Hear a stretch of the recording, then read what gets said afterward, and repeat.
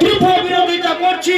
তার কারণ ওয়াকফের নামে এই একদিকে কেন্দ্র সরকার, অপরদিকে রাজ্য সরকার সুপরিকল্পিতভাবে আজকে আমাদের পূর্বপুরুষের দানকৃত যে সম্পত্তি সেটাকে বাজেয়াপ্ত করার চেষ্টা করছে। আমার দীর্ঘক্ষণ ধরে আমি বলছি, আমি আর আমার বক্তব্য বাড়াচ্ছি না।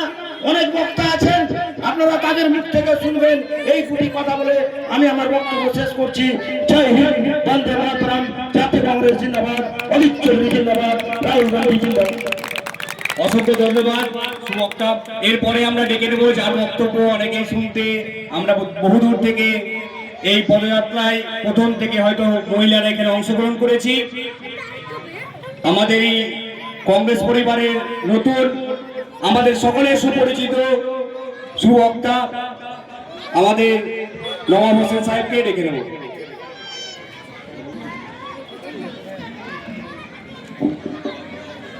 প্রথমে আমি বলি যে আমার মায়ের বোনেরা দিদিরা অনেকক্ষণ থেকে বসে আছেন, আমাদের আরো বক্তা আছে, আপনারা একটু ধৈর্য ধরে শুনবেন, তারপরে যাবেন।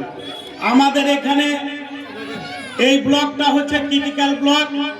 এখানে 4টা ব্লক সভাপতিকে এক জায়গায় করার পরই আমাদের মিটিং এর পরিকল্পনা শুরু হয়। তাই 4টা ব্লক সভাপতিকে আমার সালাম নমস্কার।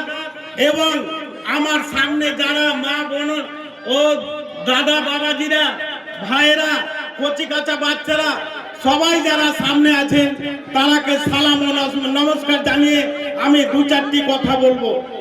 কথা হচ্ছে এই যে